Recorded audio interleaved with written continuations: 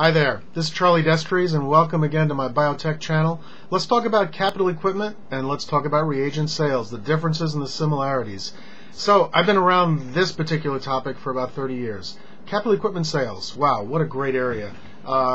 It's interesting. It's very, very different from reagent sales. The similarities are basically you're selling something to a scientist who is interested in solving a problem.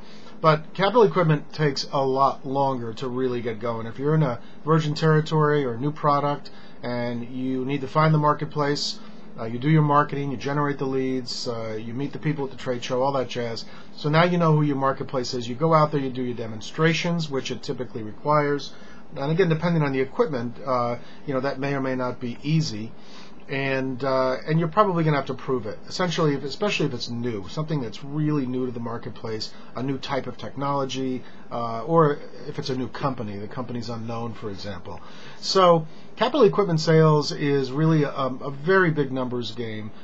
You're going to meet someone who's interested. If they have the budget for it, it's going to go a little bit faster. If they don't, it could be a long time before they make the purchase. If you're looking at things under $25,000 in a capital equipment purchase, it's possible that a senior scientist would only need one signature to really get it through the equation. The way the economy is today, that may move up the flagpole a bit more. So if you're selling something for $50,000 or $100,000, you're going to need to get through several layers of management before that's approved. Before that even happens, you need to make sure that the scientist loves what you have. And so they're going to have to figure that out some way. Like I said, either a demo or an evaluation of some sort, visiting another customer lab. But remember, it's a one-time sale, most likely. And you're not going to be selling one every month, chances are, at the same place or to the same person. So whatever you do, you have to make sure that this customer is going to be real happy with it. So you have to qualify the customer as the customer is qualifying you. And if it seems to fit the bill, then you have to be sure you don't waste a lot of resources. There's only a certain amount of margin in capital equipment, and you're not going to recoup it every month for months and months and months because there's no reagent stream necessarily. So straight capital sale, numbers game, it's going to take some time, especially if it's not budgeted, and you don't want to waste a lot of resource on it. Let's look at the second scenario, capital equipment with a reagent stream. Well, great. Now, of course, you never want to waste resources, but now you've got a box that has not just the cost up front for the capital, but the reagent stream that follows it. So companies may choose to elect something called a reagent rental, where you spread the $50,000 box over the price of the kits, for example, and they buy into a 36-month contract where you install the equipment, they buy the kit at an elevated price to cover the equipment, and so on. And so that takes time.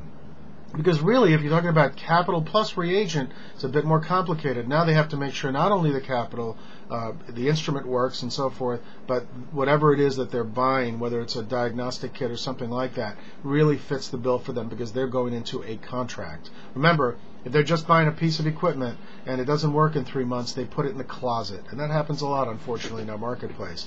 But if they buy a piece of equipment attached to reagents, then they're going to make sure that it's exactly what they want, and of course you want that to work as well. And then let's go to the other extreme, just reagents. You're just selling reagents. It's an ELISA kit or some sort of a PCR test, which is in a kit form, or a pure reagent, maybe a surfactant or something like that.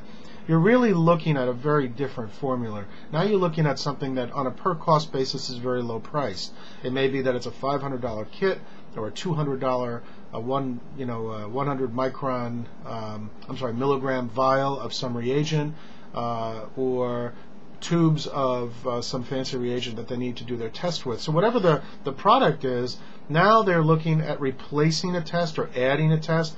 Validation has to probably occur. Maybe they're going to be doing side-by-side with the reagent that you're selling.